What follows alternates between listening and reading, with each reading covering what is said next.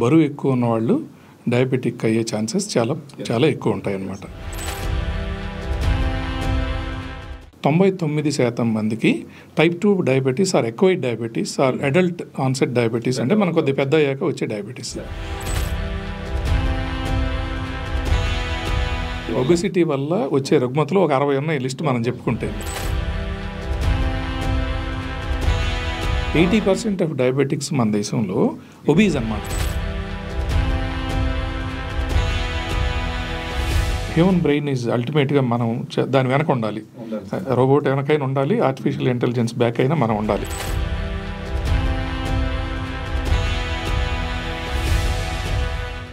Hello, welcome to 3 TV.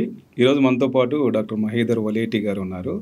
Doctor గారు almost ఒక 30-40 ఇయర్స్గా మనకు హైదరాబాద్లో సర్జికల్ గ్యాస్ట్రోఎంటాలజీ విభాగంలో అనేక రకాల సర్జరీలు చేస్తూ, దాంతోపాటుగా రీసెంట్గా కొంతకాలంగా అంటే ఒక 10 ఇయర్స్గా మినిమల్లీ ఇన్వేజివ్ అంటే బేరియాట్రిక్ సర్జరీలతో పాటు చాలా మినిమల్ కోతలు కుట్లతో సర్జరీలు చేయడంలో ఎక్స్పర్ట్ సారు. ఈరోజు ముఖ్యంగా ఒకటి డయాబెటీస్, రెండవది ఒబేసిటీ. ఈ రెండు కూడా ముఖ్యంగా తెలుగు వాళ్ళు, అట్లాగే హైదరాబాద్ అన్నది డయాబెటిక్ క్యాపిటల్గా, ఇండియాలో డయాబెటిక్ క్యాపిటల్గా ఉన్న టైంలో అసలు డయాబెటీస్ని సర్జరీతో నయం చేయొచ్చు అంటున్నారు డాక్టర్ గారు. ఆ వివరాలు ఏంటో తెలుసుకుందాం. సార్ నమస్తే. సార్ నమస్తే సార్. ఇప్పటిదాకా కన్వెన్షనల్గా మనం డయాబెటీస్ అంటే ఏదో ట్యాబ్లెట్ వాడాలి, జీవితాంతం ట్యాబ్లెట్లు వాడుతూనే ఉండాలి అన్నది ఒక విధానపరమైన ఒక ఇది ఉంది. మీరు సర్జరీతో నయం చేయొచ్చు అంటున్నారు. ఎట్లా సార్ ఇది?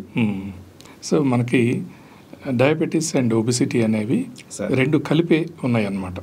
సో బరువు ఎక్కువ ఉన్నవాళ్ళు డయాబెటిక్ అయ్యే ఛాన్సెస్ చాలా చాలా ఎక్కువ ఉంటాయి అన్నమాట.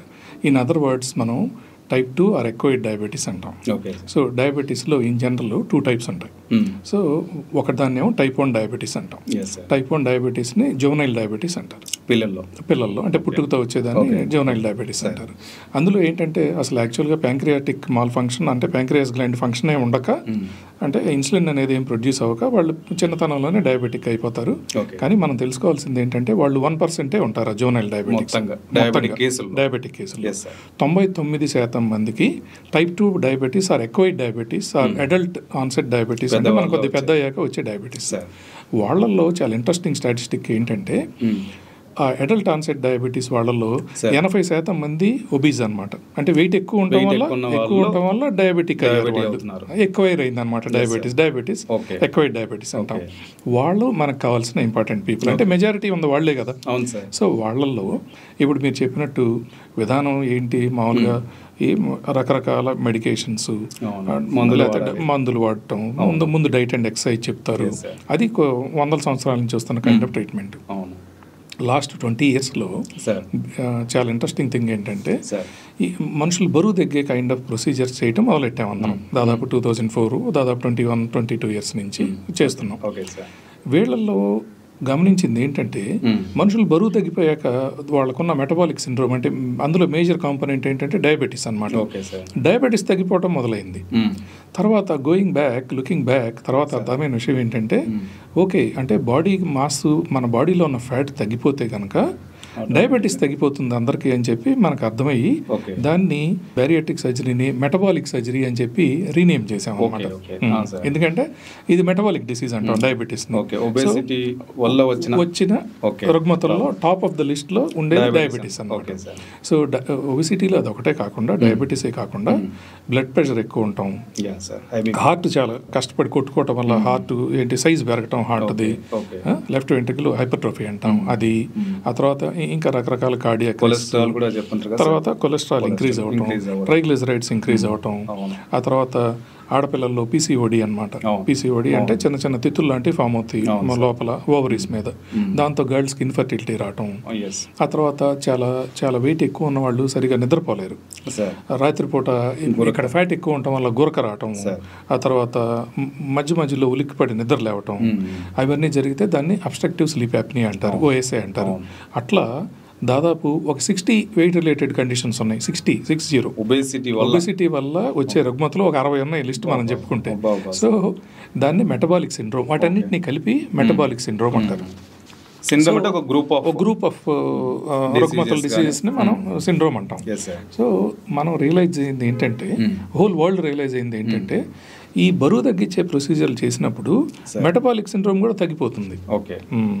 సో అందుకని చెప్పి దాన్ని మెటబాలిక్ సర్జరీ అని చెప్పి మళ్ళీ స్లోగా బ్యారియాట్రిక్ అండ్ మెటబాలిక్ సర్జరీ అని రీనేమ్ చేసాం అన్నమాట. ఏమేమి ఉంటాయి సార్ అందులో సర్జరీలో? మీరు ఎన్ని విధానాలు చేస్తాం నార్మల్గా? నేను బేసిక్ డిఫరెన్స్ చెప్తాను so that you get an idea. ఒట్టి బరువు తగ్గటం కోసం చేసే ప్రొసీజర్ని మనం బ్యారియాట్రిక్ ప్రొసీజర్ అంటాం. ఓకే, అందులో కామన్గా ఏం చేస్తామంటే, మనం ఆహారం తీసుకున్నాక మనకు నార్మల్గా ఇన్సైడ్ ఓ బెలూన్ లాంటిది స్టమక్ ఉంటుంది, ఒక స్టమక్ ఉంటుంది. ఆ స్టమక్ 1.5 లీటర్ కెపాసిటీ ఉంటుంది మనకి.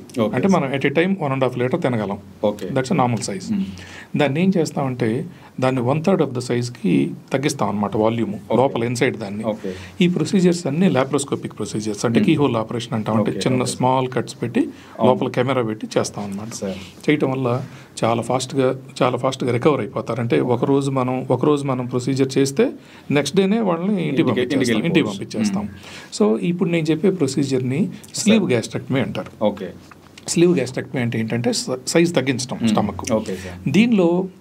దీనిలో కూడా మనకి డయాబెటీస్ తగ్గిపోయే ఛాన్సెస్ ఉంటాయి. అందరూ తగ్గుతుంది, ఎందుకంటే బరువు తగ్గిపోతారు ఇందులో కూడా. కానీ మనం ఓన్లీ తప్పకుండా డయాబెటీస్ తగ్గాలి when we're looking for diabetes cure, gastric bypass అని ఇంకో ప్రొసీజర్ చేస్తాం. గ్యాస్ట్రిక్ బైపాస్లో ఏం చేస్తామంటే, స్టమక్ సైజ్ తగ్గించడమే కాకుండా దాన్ని తీసుకొచ్చి first 1.5 metre of small intestine వదిలిపెట్టి ఆ తర్వాత ఉన్న పార్ట్ని తీసుకొచ్చి ఈ రెడ్యూస్డ్ సైజ్ ఆఫ్ ద స్టమక్కి జాయిన్ చేస్తాం అనమాట. ఎనాస్మోసిస్ అంటారు. లోపల జాయిన్ చేస్తాం. చేస్తే ఏంటి, మనం చేసిన ఏర్పాటు వల్ల మనం తీసుకున్న ఆహారము ఫుడ్ నెంబర్ 1 లోపల వాల్యూమ్ తగ్గించాం స్టమక్ది. అంటే ఎక్కువ అమౌంట్ ఆల్రెడీ, అంటే ఎక్కువ అమౌంట్ తినలేకుండా తక్కువ అమౌంట్ తింటారు. తిన్న అమౌంట్ కూడా ఫస్ట్ 1.5 మీటర్ ఆఫ్ స్మాల్ ఇంటెస్టైన్లోకి వెళ్లకుండా సెకండ్ పార్ట్లోకి వెళ్ళిపోయి ఇలియం అని సెకండ్ పార్ట్ అంటాం, దానిలోకి వెళ్ళిపోయి ఏర్పాటు చేస్తాం అనమాట. అది చేయటం వల్ల హార్మోనల్ చేంజెస్ వచ్చి డయాబెటీస్ తగ్గుతుంది. అది ప్రపంచం తెలుసుకున్న విషయం. సో దాన్ని metabolic surgery or surgery for diabetes అని చెప్పి అంటాం అనమాట. సో ఇది న్యూ థింగ్, ఆల్మోస్ట్ 20-25 ఇయర్స్ నుంచి ఉన్న ప్రొసీజరే. ఇప్పుడు మోర్ అండ్ మోర్ మనకి ఎందుకు వింటున్నాం అంటే, దీన్ని మనం లాప్రోస్కోపిక్గా చేస్తున్నాం, చిన్న కట్స్తో చేస్తున్నాం కాబట్టి చాలా ఫాస్ట్గా రికవర్ అయిపోతున్నారు. అందుకని మనం చాలా కామన్గా వింటున్నాం బేసిక్గా. డాక్టర్ గారు, ఇప్పుడు ఒకవేళ మనం గ్యాస్ట్రిక్ బైపాస్ చేసిన తర్వాత ఆల్రెడీ వాళ్ళు డయాబెటిక్ అయితే ఎంత కాలంలో మనకి రిజల్ట్, అంటే డయాబెటీస్ రివర్స్ అవ్వడమా అనేది ఎంత కాలంలో జరుగుతుంది సార్?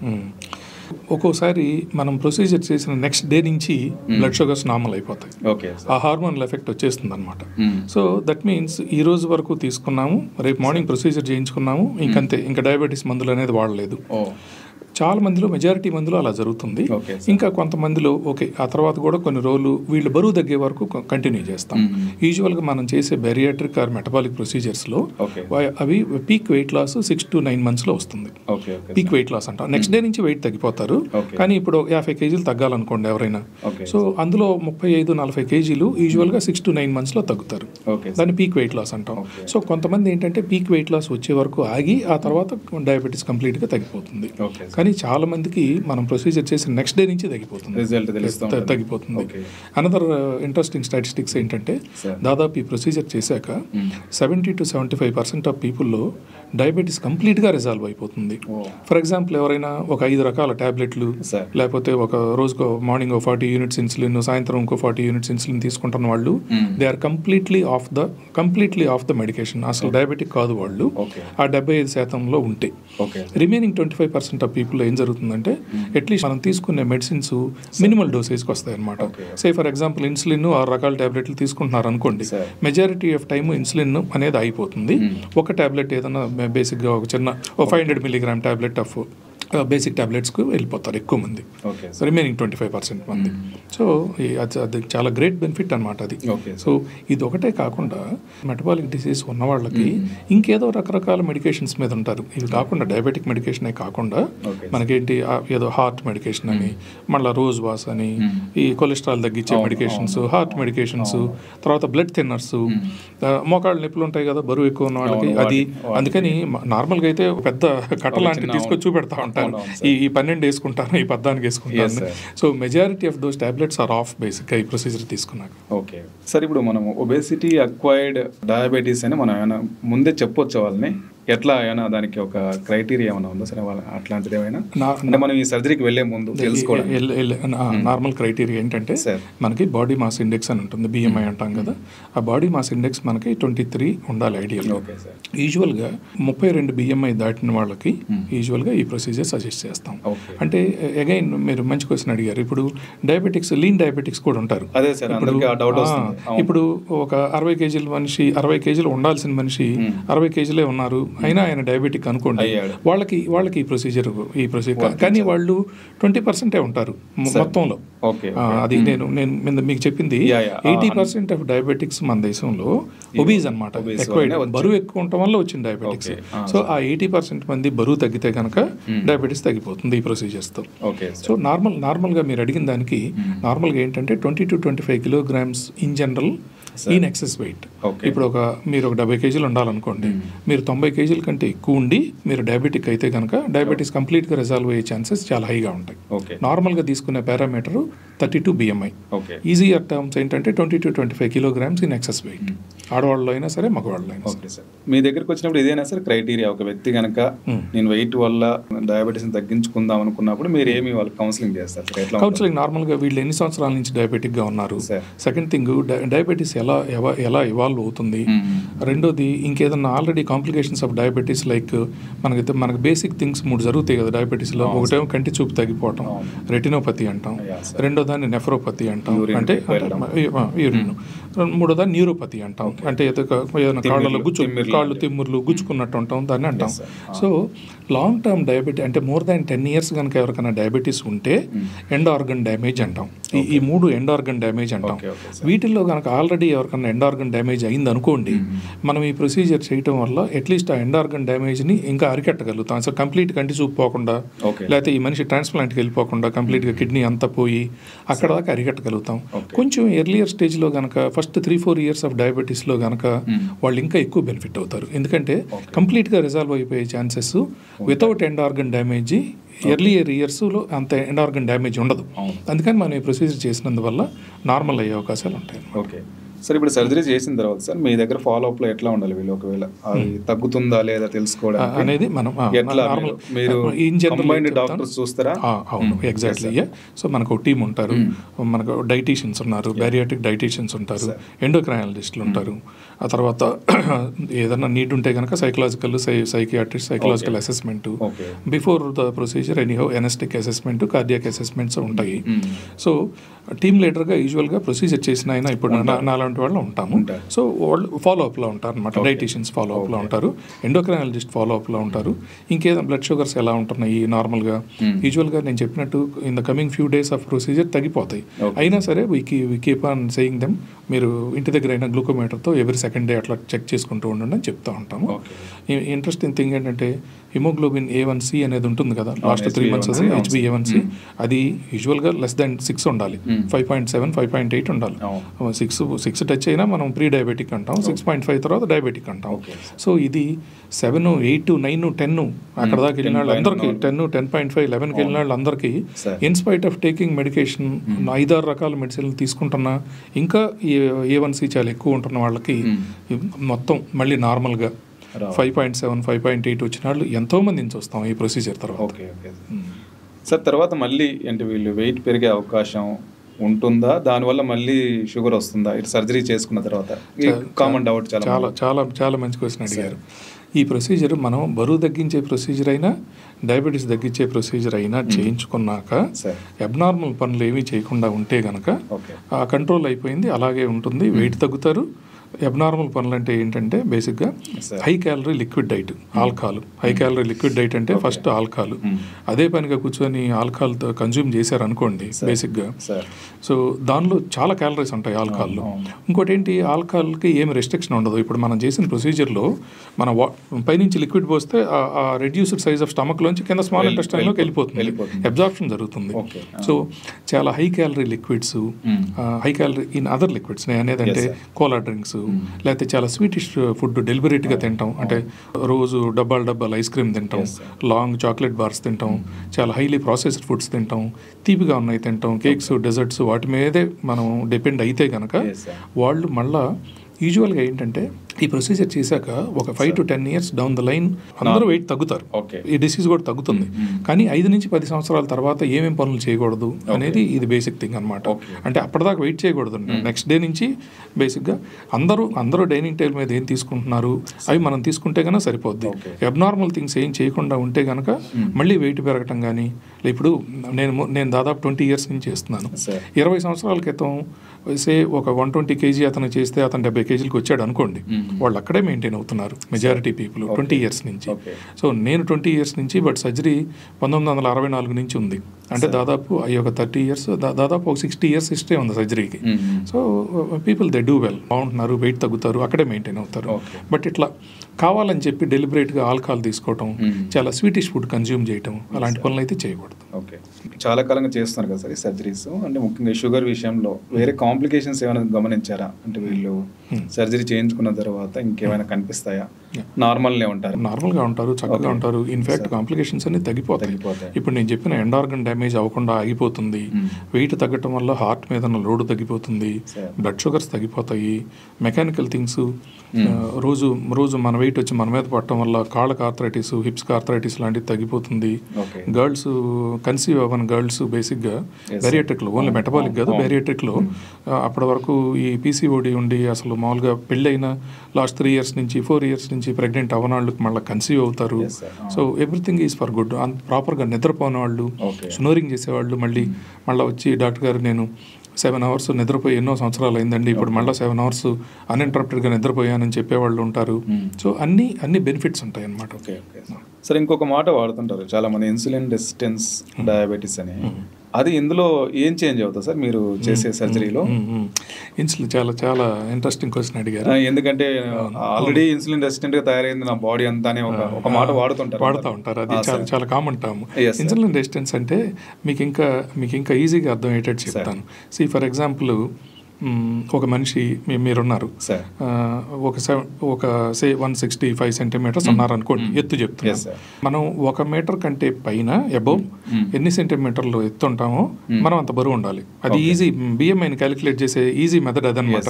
ఓకే, మీరు 165 ఉండాలి. అంటే మనం ఎక్కువ ఎత్తున్న కొద్దీ ఇంకొంచెం ఎక్కువ కిలోగ్రామ్స్ ఉండొచ్చు. సో సింపుల్, అప్పుడు బిఎంఐ చార్ట్ అలా ఉంటుంది. మీరు 165 ఉన్నారనుకోండి, అంటే మీరు 65 kilograms ఉండాలి. ఇన్సులిన్ రెసిస్టెన్స్ ఎందుకు వస్తుందంటే, మీరు దాన్ని ఓవర్ గ్రో అయిపోయారనుకోండి, మీరు 90 kg అయ్యారనుకోండి, మీకు ఇన్సులిన్ ప్రొడ్యూస్ చేసే pancreas gland it is programmed for 65 kilograms. అంటే మీరు 65 kg ఉంటే కనుక ఆ ఇన్సులిన్ సరిపోద్ది మీకు. అంటే you are born like that, basically you are suppose to be like that. మనం ఇంకో 30 kg ఎక్కువ పెరిగామనుకోండి, 90 kg అయ్యామనుకోండి, లోపల మనం ప్రొడ్యూస్ చేసే ఇన్సులిన్ సరిపోదు. అప్పుడు ఇన్సులిన్ రెసిస్టెంట్, అంటే ఇన్సులిన్ సరిపోదు అనమాట. సరిపోక ఇన్సులిన్ రెసిస్టెన్స్ వస్తుంది. అదే అనమాట కామన్గా యూజ్ చేసే వర్డ్. ఒక్కసారి మీరు బరువు తగ్గిపోగానే మళ్ళీ మీ ఇంట్రిన్సిక్ ఇన్సులిన్, అంటే మీ ప్యాంక్రియాస్ గ్లాండ్ ప్రొడ్యూస్ చేసేదే మీకు సరిపోద్ది. Okay sir, okay. ఎలాగో మీరు కొన్ని ఇంకా బెనిఫిట్స్ ఏమేమి ఉంటాయని కూడా చెప్పారు. ఒకవేళ ఈ మెటబాలిక్ సర్జరీస్ని, డయాబెటీస్ కాకుండా ఒబేసిటీ ఇండ్యూస్డ్ వేరే ప్రాబ్లమ్స్కి మీ దగ్గర రావచ్చా? ఎవరైనా పేషెంట్స్ రావాలనుకుంటే ఎలాంటి పేషెంట్ రావచ్చు? ఇప్పుడు డయాబెటీస్ గురించి మాట్లాడారు, ఇంకా కొన్ని విషయాలు చెప్పారు. ఇంకా కామన్ గా ఉండే మెటబాలిక్ సిండ్రోమ్ ఏంటంటే, ఎవరు వస్తారు అంటే, చాలా మంది అల్ట్రాసౌండ్ స్కాన్ చేయించుకొని వెయిట్ ఉన్నాళ్ళు, అందులో grade 2, grade 3 ఫ్యాటీ లివర్ ఉందని చెప్పి మామూలుగా యాన్యువల్ హెల్త్ చెకప్స్ చేయించుకుంటూ ఉంటారు చాలా మంది. సో వాళ్ళు ఆ పేపర్ తీసుకొని భయపడతారు, డాక్టర్ గారు ఏంటి ఇందులో grade 2 ఫ్యాటీ లివర్ ఉందని రాశారు, grade 3 ఉందని రాశారు, ఏంటండి ఇదని చెప్పి. అది కూడా రిలేటెడ్ టు వెయిట్ అనమాట. మనం చాలా ఎక్కువ బరువు ఉండటం వల్ల అన్ని ఆర్గన్స్లోనూ ఫ్యాట్ అక్యుములేట్ అవుతుంది. అంటే హార్ట్ చుట్టూ ఎక్కువ ఉంటుంది, లంగ్స్ చుట్టూ ఎక్కువ ఉంటుంది, అలాగే లివర్లో కూడా రీప్లేస్ చేస్తుంది నార్మల్ హెపాటిక్ టిష్యూని. దాన్ని ఫ్యాటీ లివర్ అంటాం అనమాట. సో వెయిట్ తగ్గిపోతే కనుక, వెయిట్ ఎవరైనా సరే తగ్గిపోతే ఫ్యాటీ లివర్ కూడా తగ్గిపోతుంది, మళ్ళీ నార్మల్ లివర్ టిష్యూ వస్తుంది దానిలోకి. So that is one of the things. రెండోది, ఇప్పుడు నేను మునుపు చెప్పినట్టు దీనికి అంతే ప్రొసీజర్ ఉంటుందా? స్మాల్ ప్రొసీజర్ కాదు, బరువు తగ్గాలి. ఫండమెంటల్ థింగ్ బరువు తగ్గాలి. సో సెకండ్ థింగ్, ఈ ఇప్పుడు ఇందాక నేను ముందు చెప్పినట్టు గర్ల్స్ టు బి మ్యారీడ్ కానీ పెళ్ళి అవ్వాల్సిన అమ్మాయిలు కానీ లేకపోతే రీసెంట్గా పెళ్ళయి కానీ వాళ్ళు చాలా ఎక్కువ వెయిట్ ఉన్నారు, వాళ్ళకి పీసీఓడి ఉంది, పిల్లలు పుట్టట్లేదు, ఈ అమ్మాయి 4 ఏళ్ళు అయింది మ్యారేజ్ అయ్యి 5 ఏళ్ళు అయింది కన్సీవ్ అవ్వట్లేదు. So that is another group. Girls అంటే 50 అంటే ఒక 55-60 కేజీలు ఉండాల్సిన అమ్మాయిలు 90 కేజీస్ ఉండి లోపల పీసీఓడి ఉన్నాయి అనుకోండి, ఈ ప్రొసీజర్ చేశాక వాళ్ళు వెయిట్ తగ్గి మళ్ళీ కన్సీవ్ అయ్యి మళ్ళీ నార్మల్గా డెలివర్ అవుతారు. వెరీ కామన్, సో కామన్, ఇప్పుడు చాలా కామన్గా చూస్తున్నాయి. రెండోది ఈఎన్టీ సర్జన్స్ దగ్గర చాలామంది అదే స్నోరింగ్, గురక వస్తుందండి, సరిగా నిద్ర పట్టలేదు, నేను ఇంకా తల ఇంకా అనదర్ ఇంపార్టెంట్ థింగ్ వాళ్ళు మోర్ అండ్ మోర్ తల పైకి లిఫ్ట్ చేయడం మొదలెడతారనమాట. అంటే ఫ్లాట్గా పడుకుంటే నిద్ర పట్టదు, ఎందుకంటే గాలి గురక వస్తుంది, సరిగా ఎనఫ్ బ్రీతింగ్ సరిపోదు. సో తల కింద ముందు ఒక పిల్లో పెట్టడం, 2 పిల్లోలు పెట్టడం, ఆల్మోస్ట్ కొంతమంది కూర్చునే స్టేజ్కి కూర్చొని కానీ నిద్రపోలేని స్టేజ్కి వస్తారు. అంటే అసలు ఫ్లాట్గా వెళ్తే గాలి వెళ్ళదు లోపలికి, సో ఆల్మోస్ట్ ఫ్లాట్గా కూర్చునే స్టేజ్కి వస్తారు. సో దాన్ని very very severe obstructive sleep apnea అంటాం. వాళ్ళు ఈఎన్టీ సర్జన్స్ దగ్గరికి వెళ్తూ ఉంటారు, ఎక్కువ వెయిట్ ఉన్నవాళ్ళు, వాళ్ళు again the refer to us, అది ఇంకో గ్రూప్. అది రెండోది ఆర్థోపెడిక్స్ దగ్గరికి వెళ్ళేవాళ్ళు, మోకాళ్ళు నొప్పి, చెండు నొప్పి, లేకపోతే యాంకిల్ దగ్గర పెయిన్, లేకపోతే ఈ మధ్య చాలా కామన్గా స్ట్రెస్ ఫ్రాక్చర్స్ ఆఫ్ వర్టెబ్రే, మనకి వెనక వెన్నుపూస ఉంటుంది కదా, అది మనం చాలా ఎక్కువ బరువు ఉంటే కనుక క్రష్ అయిపోద్ది అనమాట, స్ట్రెస్ ఫ్రాక్చర్ అంటాం. అందులో ఉన్న డిస్క్ బయటకు రావటం కానీ 2 వర్టెబ్రాల మధ్య, లేకపోతే ఆ వర్టెబ్రా బ్రేక్ అయిపోయి స్ట్రెస్ ఫ్రాక్చర్లు కానీ, అది న్యూరో సర్జన్ చాలా మంది పంపిస్తూ ఉంటారు. అంటే ఇప్పుడు 120 కేజీ ఉంది, ఆయన స్ట్రెస్ ఫ్రాక్చర్ అయిందంటే మనం దాని స్ట్రెస్ ఫ్రాక్చర్ ట్రీట్ చేసినా ఇంకో చోట మళ్ళీ స్ట్రెస్ ఫ్రాక్చర్ అవుతుంది. అందుకని బరువు తగ్గండి ఫస్ట్ ఆ డాక్టర్ గారి దగ్గరికి వెళ్ళి అని చెప్పి పంపిస్తూ ఉంటారు. సో ఇవి కామన్గా మనం చూసేది ఇవి అనమాట. గైనకాలజిస్టుల దగ్గర నుంచి ENT problems, orthopaedic problems, cardiac problems, అవి చూస్తాం. ఈ అవగాహన వస్తుందా సార్ పీపుల్లో? మీరు ఒక 20 years బ్యాక్ మొదలు పెట్టినప్పుడు ఇట్లాంటి గ్రూప్ ఆఫ్ పీపుల్ మీ దగ్గరకు వచ్చేవాళ్ళు కాదు, ఈ సర్జరీలు కూడా చాలా లిమిటెడ్ గా ఉండేవి. ఇప్పుడు పెరిగిందా సార్ అవగాహన? అవును, తప్పకుండా ఇప్పుడు అవగాహన పెరిగింది, ఇంకా ఎక్కువ నెంబర్ చేస్తున్నాము. ఇంకా అనదర్ ఇంపార్టెంట్ థింగ్ ఏంటంటే ఎంతో మంది డాక్టర్స్ ఈ ప్రొసీజర్ చేయించుకున్నారు. సో సొంతగా బెనిఫిట్ అయిన వాళ్ళు డెఫినెట్ గా మరి వాళ్ళ అవుట్ పేషెంట్స్కి వచ్చే వాళ్ళు ఎంతో మంది ఉంటారు. ఇప్పుడు లాస్ట్ 20 years లో కొన్ని వందల మంది డాక్టర్లకు నేను ఈ ప్రొసీజర్స్ చేశాను. సో ఆ డాక్టర్స్కి డెఫినెట్ గా వాళ్ళు బెనిఫిట్ అయ్యారు. వాళ్ళు డాక్టర్ కానీ లేకపోతే డాక్టర్స్ వైఫ్ కానీ వాళ్ళ రిలేషన్స్ కానీ వాళ్ళందరినీ చూశారు కాబట్టి ఏం బెనిఫిట్ వచ్చిందో. సో నెమ్మదిగా it is getting the word is getting spread బేసికల్గా తెలుస్తుంది. ఇప్పుడు మనం కంపేర్ టు మేము స్టార్ట్ చేసినప్పుడు కంటే ఇప్పుడు ప్రజల్లో అవగాహన చాలా ఉంది, ఇలాంటి ప్రొసీజర్స్ ఉన్నాయి. అంటే మనం బేసిక్గా లైఫ్ స్టైల్ మార్చుకోండి, అట్లీస్ట్ సమ్ ఎక్సర్సైజ్ చేయండి, అవన్నీ చేశాక కూడా ఇక ఒక బిఎంఐ కంటే కిందకి రాలేని పరిస్థితుల్లో డెఫినెట్గా వీఆర్ హెల్పింగ్ దెమ్ బేసికల్గా. బట్ చాలా అవగాహన వచ్చింది. ఇప్పుడు నెంబర్ ఆఫ్ ప్రొసీజర్స్ చాలా ఎక్కువ జరుగుతున్నాయి compare to 20 years back. Okay sir, coming back to bariatric, మళ్ళీ మెటబాలిక్ నుంచి బేరియాట్రిక్ వస్తే ఒక వ్యక్తి అంటే ఎంత బరువు ఉంటే బేరియాట్రిక్ మీరు కన్సిడర్ చేస్తారు? కామన్ అడిగే డౌట్స్ ఎట్లా ఉంటాయి మీ దగ్గరికి వచ్చినప్పుడు? నార్మల్ వెయిట్ రిడక్షన్ కోసం చూస్తున్నప్పుడు ఏంటంటే more than 35 BMI. In other words కిలోల్లో చెప్తే సార్, కిలోలో చెప్తే కనుక ఇప్పుడు 25 కిలోగ్రాముల కంటే ఐడియల్ వెయిట్ కంటే ఆయనకు ఉండాల్సిన వెయిట్ కంటే 25 కేజీలు ఎక్కువ ఉన్న వాళ్ళని యూజువల్ కన్సిడర్ చేస్తాం. అది ఎందుకంటే నార్మల్గా అది కట్ ఆఫ్ పెట్టుకుంటాం అనమాట, 32 to 35 BMI. ఎందుకంటే ఒకసారి ఇప్పుడు కొంతమంది మార్జినల్గా వెయిట్ ఎక్కువ ఉన్న వాళ్ళు కూడా చాలా మంది వస్తుంటారు. ఇప్పుడు సే 60 కేజీలు ఉండాల్సిన లేడీ 72 కేజీలు ఉందనుకోండి, నేను మీరు ఇది ప్రొసీజర్ చేస్తారని చెప్పారండి నేను వచ్చాను చాలా మంది అడుగుతూ ఉంటారు. యూజువల్గా అంత తక్కువ గ్యాప్ ఉన్న వాళ్ళని వీ డోంట్ ఎంకరేజ్ దెమ్ బేసిక్గా. మీరు ఇంకేదన్నా ట్రై చేయండి అని చెప్పి పంపిస్తూ ఉంటాం.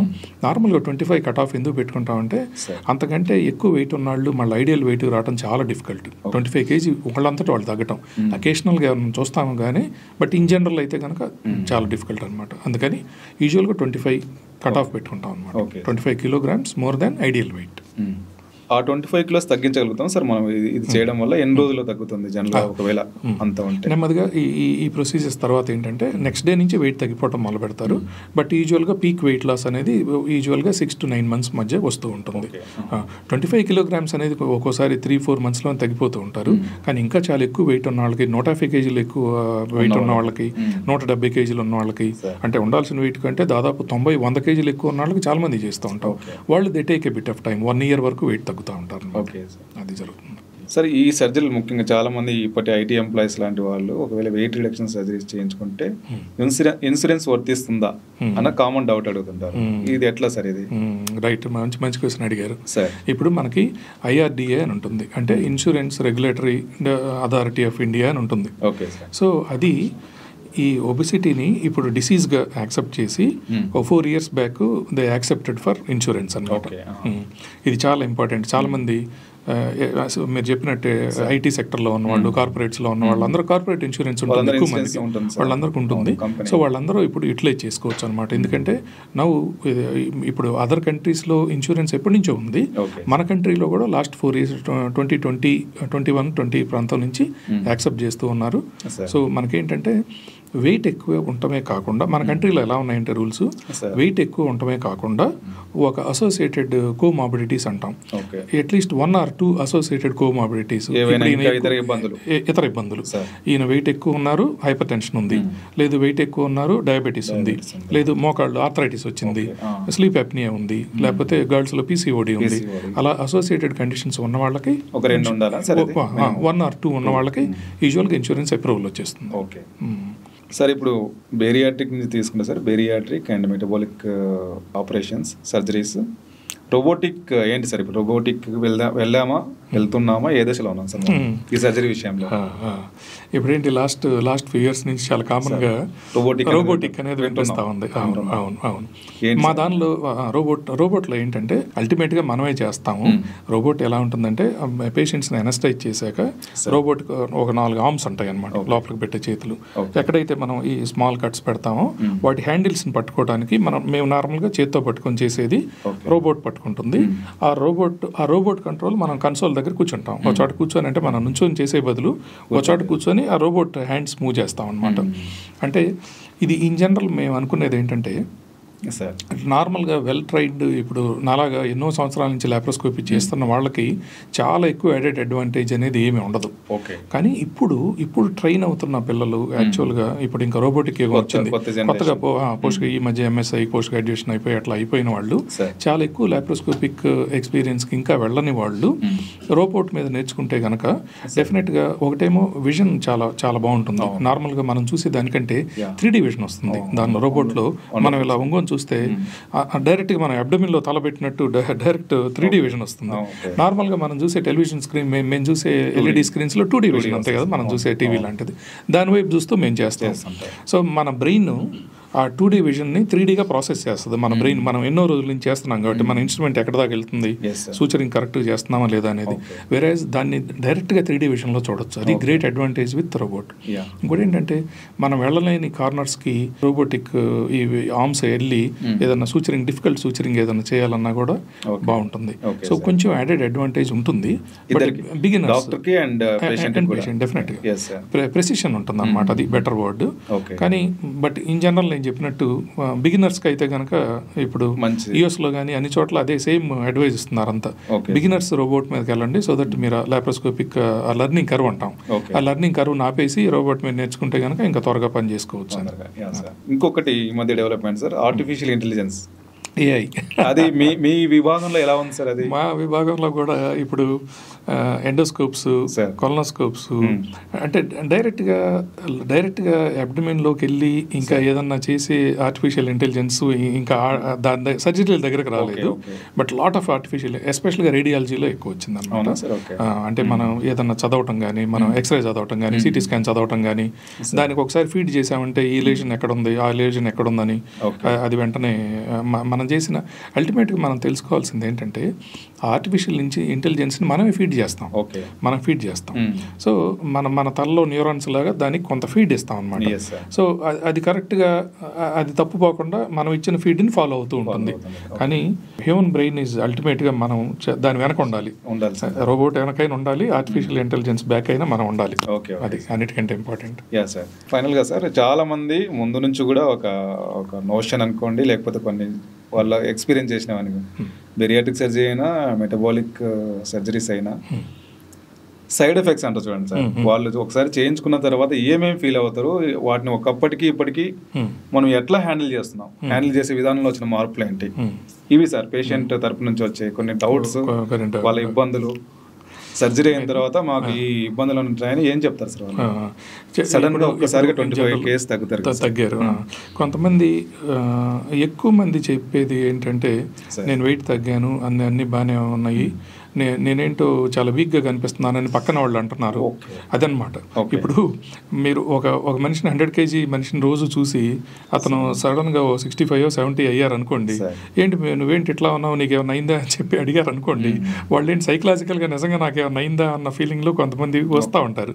మా మదర్ ఇలా అంటున్నారు, నా వైఫ్ ఇలా అంటుందండి అని. అది వన్ ఆఫ్ ద థింగ్స్. అంటే వెయిట్ తగ్గటం వల్ల మంచే జరుగుతుంది కానీ ఇంకే రకమైన ప్రాబ్లమ్స్ ఏ ఉండవు. కొంతమంది కొన్ని ప్రొసీజర్లు చేశాక కొన్ని రోజులు రిఫ్లక్స్ అని కొంతమంది కంప్లైంట్ చేస్తారు. రిఫ్లక్స్ అంటే స్టమక్లో ఉన్న యాసిడ్ ఒకసారి పైకి వస్తూ ఉంటుంది, ఎగదంటాం అనమాట. అది మామూలుగా టాబ్లెట్స్తో పీపీఐస్ అని ఉంటాయి అనమాట. అవి ఇచ్చి మనం కంట్రోల్ చేయొచ్చు. That's not a problem at all. ఆ తర్వాత బైపాస్ చేశాక ఇంపార్టెంట్ థింగ్ ఏంటంటే, ఇప్పుడు మెటబాలిక్ సర్జరీ అని చెప్పాను కదా, అందులో first 1.5 metre of the small ఇంటెస్టైన్ని మనం బైపాస్ చేస్తున్నాం. చేయటం వల్ల అప్పుడు మినరల్స్, వైటమిన్స్ అబ్జార్ప్షన్ తగ్గిపోతుంది అనమాట. సో వైటమిన్ B12 ఒకటి, ఐరన్ ఒకటి, కాల్షియం ఒకటి, అవి ఆ ఫస్ట్ 1.5 మీటర్లో ఎక్కువ అబ్జార్బ్ అవుతాయి. అందుకని మనం అబ్జార్బ్ అవ్వకుండా చేసాం కదా మనం ఈ ప్రొసీజర్, వాటిని సప్లిమెంట్స్ తీసుకోవాలి. అది మన మాట వినకుండా సప్లిమెంట్స్ తీసుకోలేదు అనుకోండి, ఫర్ ఎగ్జాంపుల్ వాళ్ళకి ఏదన్నా వైటమిన్ B12 డెఫిషియన్సీ రావటం, ఎనీమిక్గా ఉంటాం, ఒక 2-3 సంవత్సరాల తర్వాత వచ్చినప్పుడు మనం బ్లడ్స్ చూసామనుకోండి, 8 హిమోగ్లోబిన్ ఉందేంటి, 12 ఉండాల్సింది హిమోగ్లోబిన్, మనం చెక్ చేసి ఏంటి B12 సప్లిమెంట్స్ తీసుకుంటున్నావా, ఎవ్రీడే మీరు వేసిన వైటమిన్ లేదండి ఒక 6 నెలలు వేసుకున్నాను మానేసాను అన్నారు అనుకోండి, అలాంటివి చేయకూడదు అనమాట. సో అది రెండోది ఏంటంటే, ఈ ప్రొసీజర్ చేశాక అనదర్ ఇంపార్టెంట్ థింగ్, తక్కువ కార్బోహైడ్రేట్ డైట్, అంటే పిండి పదార్థాలతో చేసిన తక్కువ, ఎక్కువ ప్రోటీన్ డైట్ తీసుకోమని చెప్తాం. అంటే ఎగ్ వైట్స్ కానీ, some kind of non vegetarian, ఏదైనా కీమా లాంటిది కానీ, ఫిష్ కానీ, లేకపోతే చికెన్ కానీ, some kind of non vegetarian or vegetable sources of protein is also fine.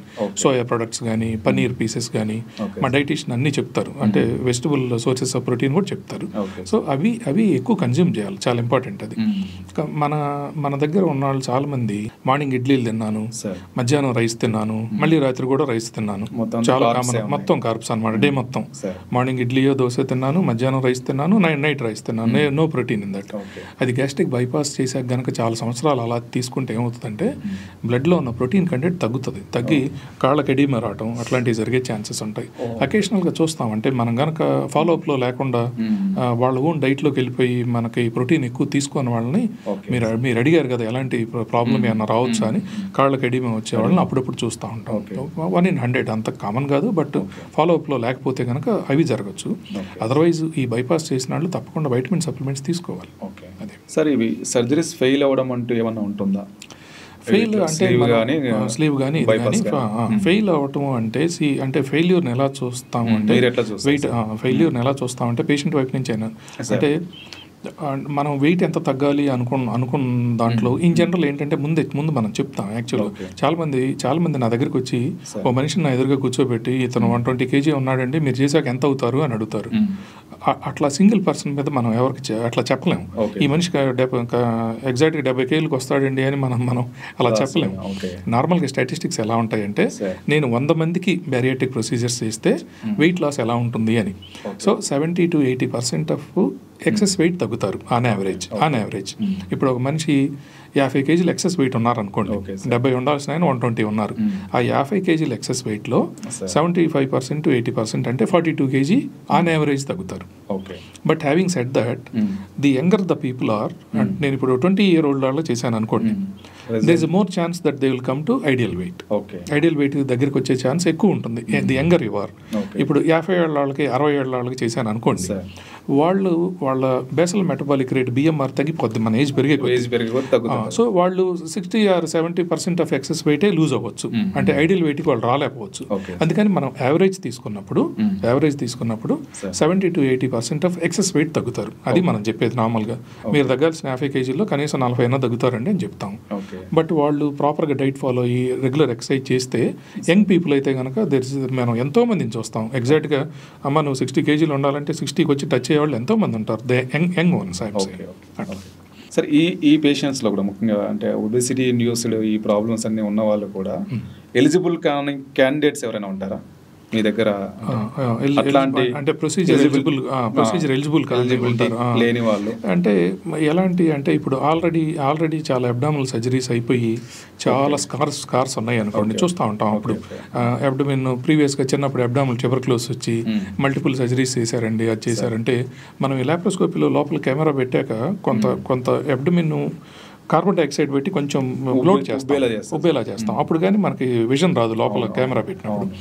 అట్లా ఎప్పుడన్నా జరుగుతుంది కానీ బట్ ఇన్ జనరల్ రిజెక్ట్ చేయడం అది మెడికల్ రీజన్స్తో. ఫర్ ఎగ్జాంపుల్ ఎవరికన్నా ఆల్రెడీ 3 స్టెంట్స్ ఉన్నాయి, కార్డియాక్ ఫంక్షన్ చాలా పూర్గా ఉంది, ఇజెక్షన్ ఫ్రాక్షన్ 26 ఉంది, ఇతను వద్దండి ఇతను సర్జరీ చేయొద్దని కార్డియాలజిస్ట్ చెప్పారనుకోండి, అలాంటి వాళ్ళకు అట్లా ఎప్పుడన్నా రేర్ కైండ్ ఆఫ్ థింగ్స్ అట్లా దాదాపు 100లో 2-3 కానీ రిజెక్ట్ చేసే అంత బ్యాడ్గా ఉండదు అనమాట. సరే, ఈ మెటబాలిక్ సర్జరీస్ ఫ్యూచర్ ఎట్లా ఉండవచ్చు? ఇంకా లాస్ట్ ఫైనల్గా ఇప్పుడు అసలు యాక్చువల్గా మనం కెమెరా పెట్టకుండా కూడా బేసిక్గా ఆ డ్యూయోడెనమ్ అనే ప్లేస్ని కనుక ఏదైనా హీట్తో బర్న్ చేసేస్తే, ఇప్పుడు ఒక ఫస్ట్ 1.5 మీటర్లోకి ఫుడ్ వెళ్లకుండా చేయొచ్చు అని చెప్పాను కదా బేసిక్గా. అది మనం ఇప్పుడు చేత్తో చేస్తున్నాం బేసిక్గా. ఆ ప్రొసీజర్ని చేత్తో దాన్ని కట్ చేసి మళ్ళీ రీజాయిన్ చేస్తున్నాం. రీసెంట్గా మ్యాగ్నెటిక్ ఎనాస్మోసిస్ అని వచ్చింది. అంటే ఏంటి, ఆ స్మాల్ ఇంటెస్టైన్లో ఎక్కడైతే మనం జాయిన్ చేద్దాం అనుకున్నామో అక్కడో మ్యాగ్నెట్, స్టమక్ ఎక్కడ జాయిన్ చేద్దాం అనుకున్నామో అక్కడో మ్యాగ్నెట్, ఆ 2 మ్యాగ్నెట్లని కనుక టచ్ చేసి పెట్టేస్తే ఆ రెండింటి మధ్య ఉన్న tissue over the period of coming 6-7 డేస్లో క్రష్ అయిపోయి అక్కడ ఓపెనింగ్ అంటే సర్జికల్ ఓపెనింగ్ లాగా ఓపెనింగ్ ఫామ్ అవుతుంది. సో అది ఇంకా ఎక్స్పెరిమెంటల్ స్టేజ్లో ఉంది. ఇంకోటి ఇప్పుడు నేను చెప్పాను కదా, హీట్ టు ద డ్యూయోడెనమ్. అంటే డ్యూయోడెనమ్ అంటే చిన్న పేగు మొదటి భాగంలో కనుక ఆ ఏరియా ఆ సర్ఫేస్ కంప్లీట్గా హీట్ చేసేసి అక్కడ ఉన్న విల్ల సర్ఫేస్ అంతా తీసేసామనుకోండి, అంటే లోపల లేయర్ ఆఫ్ స్మాల్ ఇంటెస్టైన్ కనుక బర్న్ చేసామనుకోండి, అక్కడ ప్రొడ్యూస్ చేసే హార్మోన్స్ ఆల్టర్ అయిపోయి డయాబెటీస్ తగ్గిపోతుందని చెప్పి కొంత రీసెర్చ్ జరుగుతుంది.